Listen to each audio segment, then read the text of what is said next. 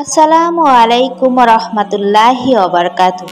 সুপ্রিয় দর্শক মণ্ডলী, আশা করি মহান আল্লাহ রাব্বুল আলামিনের অশেষ মেহেরবানি ও দোয়ায় আপনারা সকলেই ভালো আছেন। তো দর্শক, আজকে অনেক গুরুত্বপূর্ণ একটি বিষয় নিয়ে আলোচনা করব ইনশাআল্লাহ।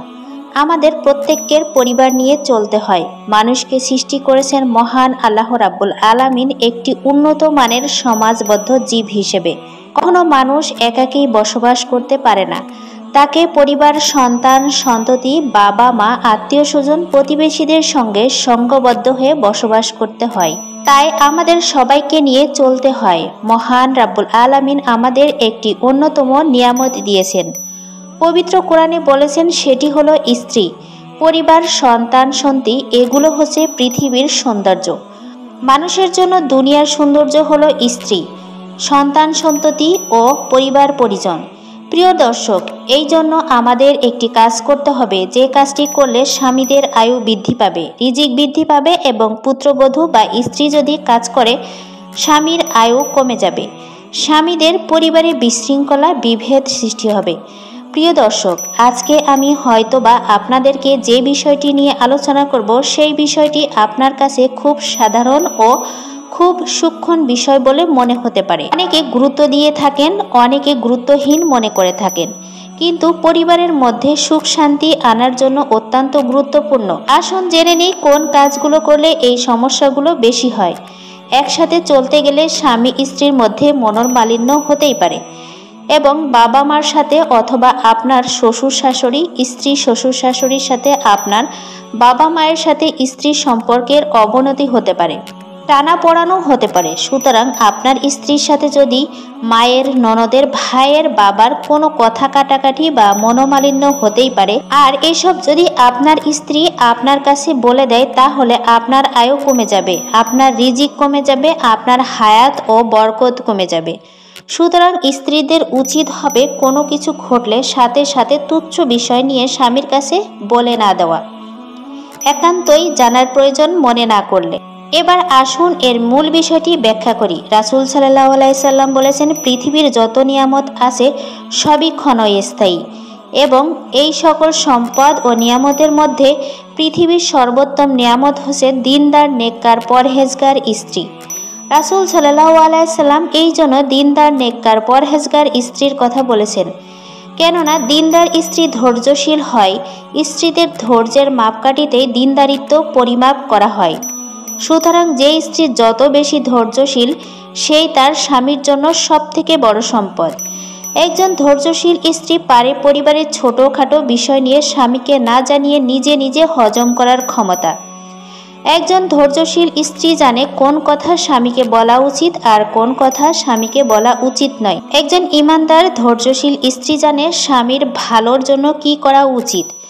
প্রতিটি বিষয় যদি স্বামীকে জানানো হয়, চুন থেকে পান খসলে যদি সব বিষয় স্বামীকে বলতে হয়, এভাবে স্বামীর অন্যান্য কাজকর্মের চাপের পাশাপাশি পারিবারিক সকল চাপ নিতে নিতে এক পর্যায়ে সে শারীরিকভাবে ও মানসিকভাবে বিপর্যস্ত হয়ে পড়ে।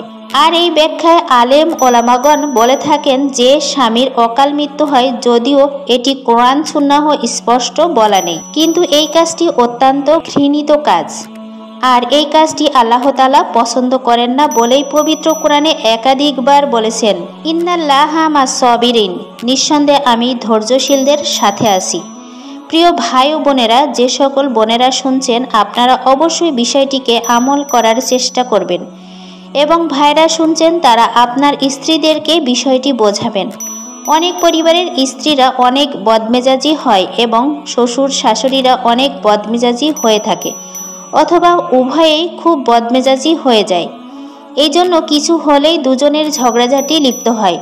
মা অথবা পুত্রবধূ আপনাকে বিচার দিলেও তখন আপনি কড়া শাসন করবেন না, এটা ঠিক নয়।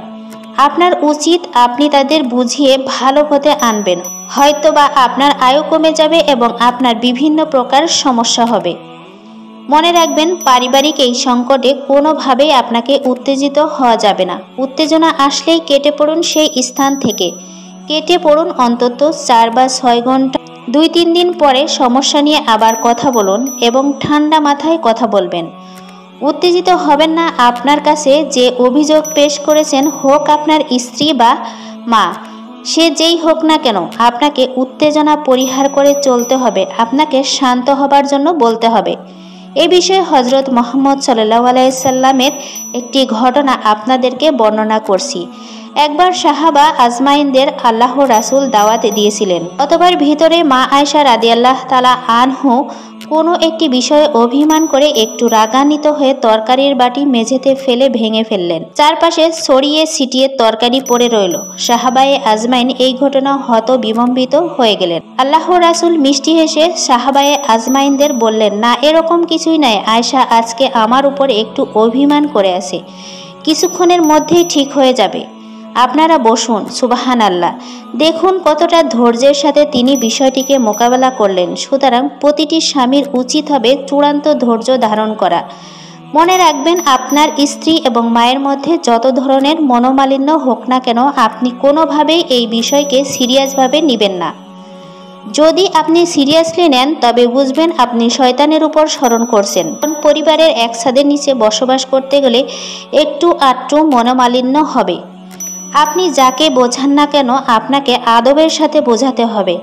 অনেকে মনে করেন মা তো এই পৃথিবীর সব থেকে সম্মানিত মানুষ, সুতরাং ওনার ত্রুটি হলে ওনাকে মৃদু ভাষায় বোঝাবো, স্ত্রী হলে তাকে ধমকের স্বরে বোঝাবো। ব্যাপারটা আসলে তা নয়।